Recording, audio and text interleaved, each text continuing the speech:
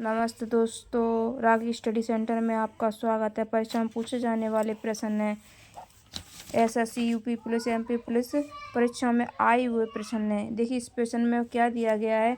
यदि गुणित का अर्थ प्लस है, प्लस का अर्थ भाग है, माइनस का अर्थ गुणा है और भाग का अर्थ माइनस है, तो दिए गए समीकरण का मान ज्ञात करें। मतलब समीकरण का जो मान दिया गया ये वाला, उसे ज्ञात करना है। तो इसमें क्या किया गया, देखिए गुणा का अर्थ प्लस है, तो गुणा का अर्थ क्या है, प्लस। प्लस का अर्थ क्या है, प्लस का अर्थ विभाजित, ठीक है। माइनस का अर्थ क्या है, गुणा। माइनस का अर्थ है गुणित, ठीक है। विभाजित का अर्थ है माइनस, ठीक है। विभाजित का अर्थ है माइनस। और ये समीकरण क्या दिया गया है, 76। भागत का अर्थ क्या है, -5। माइनस का अर्थ क्या है, गुणित 6। प्लस का अर्थ क्या है, भागित 3। गुणित का अर्थ क्या है, +4 बराबर जो प्रश्नवाचक की संख्या वो निकालना है। तो मतलब कौन से जो ऑप्शन दिए उसमें से कौन सी संख्या आने वाली है। तो सबसे पहले इसमें क्या करते हैं, देखिए पहले इसमें विभाजित करते हैं, फिर गुणित करते हैं, फिर प्लस और फिर माइनस। तो सबसे पहले क्या करेंगे, इन दोनों 6, ठीक है। फिर क्या करेंगे, ऐसा करेंगे 76 - 5 गुणित 2 + 4, ठीक है। तो 76 इनको आपस में क्या करेंगे, गुणित करेंगे। 5 दूनी 10 + 4 प्लस इधर आ जाएंगे तो कितने हो जाएंगे, 76 4 80 -10 70 में 80 में 10 गए तो 70। कोई ऑप्शन है, डी ऑप्शन में। इसका मतलब डी ऑप्शन इनका राइट आंसर है। रीजनिंग का ये दूसरा प्रश्न है। तो इस प्रश्न में क्या दिया गया है, देखिए यदि 4 बराबर बी है, 16 बराबर डी है, 81 बराबर आई है, तो 49 का मान क्या होगा। मतलब 49 का मान क्या होगा, कैसे पता करेंगे, देखिए बी कितने पर आता है अल्फ़ाबेट में, ABCD में 2 पर। तो बी 2 पर आता है, 2 का स्क्वायर करेंगे। बी कितने पर आता है, 2 पर। 2 का स्क्वायर करेंगे, 2 का स्क्वायर कितना होता है, 4। तो ये संख्या दी गई है। और डी कितने पर आता है, डी आता है 4 पर। इसका स्क्वायर किया तो उसमें भी स्क्वायर करके देखेंगे। इसका स्क्वायर 4 का स्क्वायर कितना होता है, 16। तो ये 16 हो गई।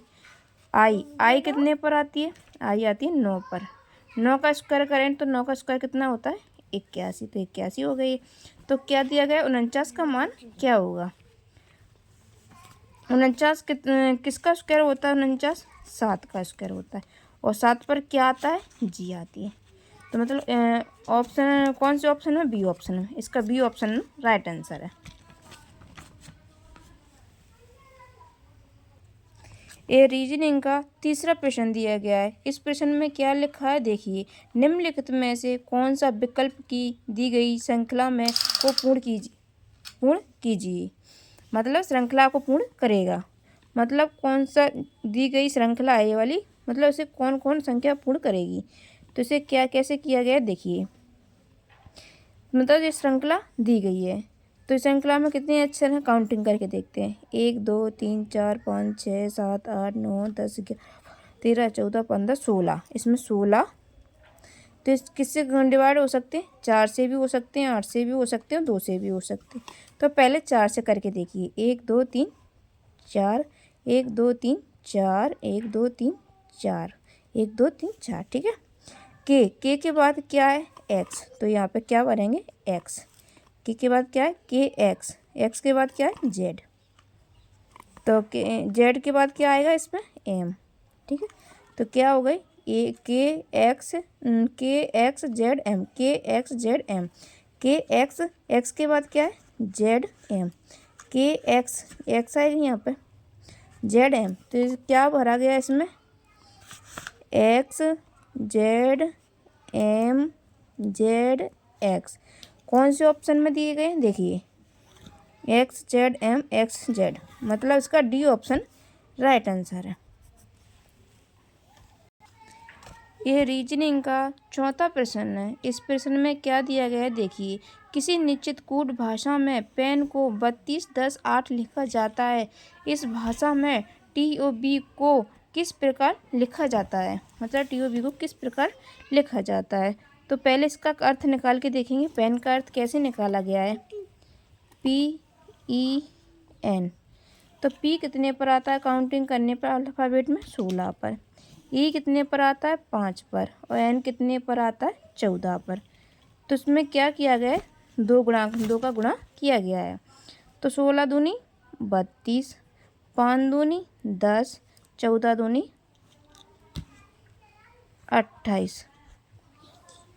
सॉरी, इसमें 8 नहीं लिखे गए हैं, 28, ठीक है।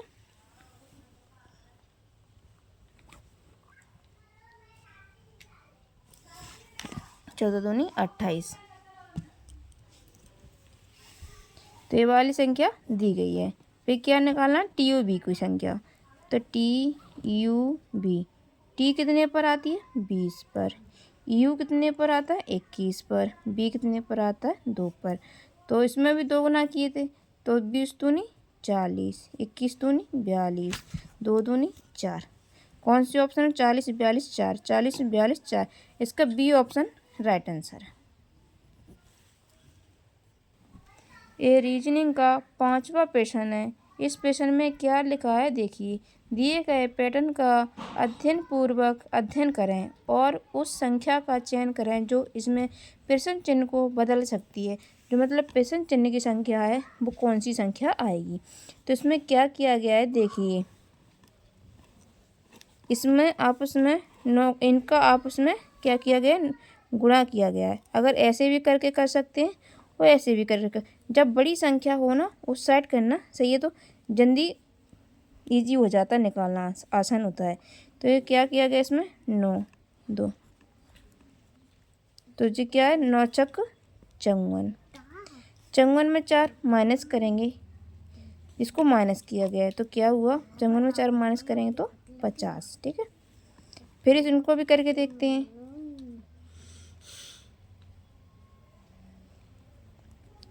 8 7 56। 56 में से पहले 4 माइनस ये किए थे, 5 माइनस ये करेंगे तो कितने होंगे, 56 में से 5 गए तो 51। यहाँ पे 51 संख्या भरी जाएगी। देखते हैं पहले वाला करके कहीं गलत तो नहीं है।